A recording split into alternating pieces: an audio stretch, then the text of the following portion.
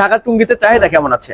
আড়তদাররা বলতেছে যে কাস্টমার নাই, আবার এদিকে হাটে বাজার বেশি। দর্শক বন্ধুরা আসসালামু আলাইকুম। দর্শক, ঘন্টায় ঘন্টায় পরিবর্তন হচ্ছে পেঁয়াজের দাম। আমরা রয়েছি উত্তরবঙ্গের অন্যতম পেঁয়াজের পাইকারি হাট সুজনের হাটে। আমরা এই সুজনের হাট থেকে জানিয়ে দেবো আজকে বাজার দরে কেমন দাম রয়েছে। আর আমাদের সাথে রয়েছে একজন ব্যবসায়ী ভাই। ভাই আসসালামু আলাইকুম। ওয়ালাইকুম আসসালাম ওয়া রাহমাতুল্লাহি ওয়া বারাকাতুহু। কেমন আছেন? আলহামদুলিল্লাহ ভালো আছি। ব্যবসা বাণিজ্য কেমন চলছে দাদা ভাই? ভাই ব্যবসা নাই, এখানে দাম চড়াতে কিনা লাগে, কৃষক সাইড বেড়ে চায় না, আবার মোকামে গেলে ব্যাপারে আড়তদাররা কয় দাম নাই। আমরা তো এটা ভোগান্তির মধ্যে আছি, বুঝছেন? তার মানে আপনারা যারা ব্যবসায়ী রয়েছে তারা তো চরম বিপাকের মধ্যে আছেন। জি জি।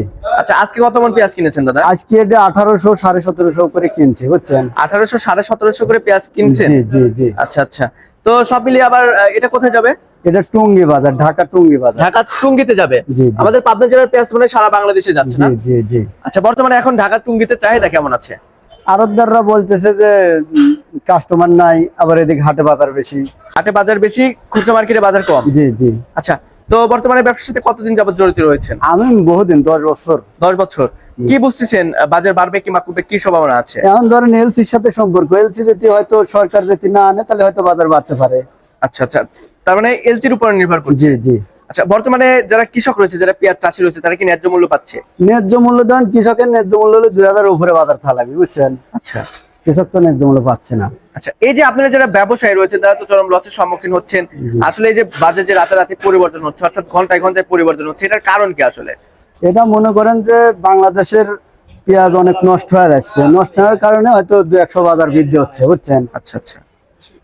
তো সব মিলিয়ে দাদা ভাই, যে এখানে যে পেঁয়াজটা দেখতে পাচ্ছি অনেক ভালো মানের পেঁয়াজ, এটা 17 1750 1800 করে কিনছেন না? জি জি। এখানে তো আবার খরচ আছে, ঢাকাতে যাইতে তো খরচ হবে না? না, বহুত খরচ। প্রতি কেজিতে কত করে খরচ? প্রতি কেজি 5 টাকা খরচ। তাহলে প্রতি মনে 200? 200। আচ্ছা আচ্ছা।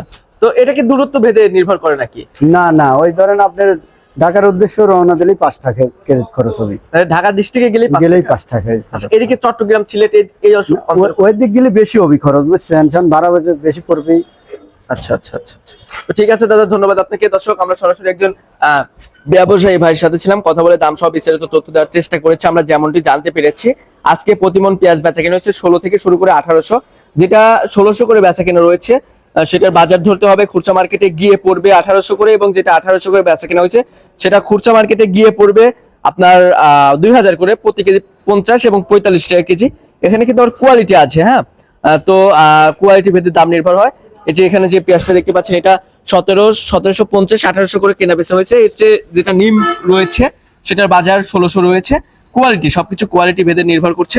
তো দর্শক বন্ধুরা, যারা ব্যবসায়ী রয়েছে তারাও কিন্তু চরম লসের সম্মুখীন হচ্ছে, এবং যারা কৃষক রয়েছে তারাও কিন্তু লসের সম্মুখীন হচ্ছে, এমনটি কিন্তু জানিয়েছেন কৃষকরা।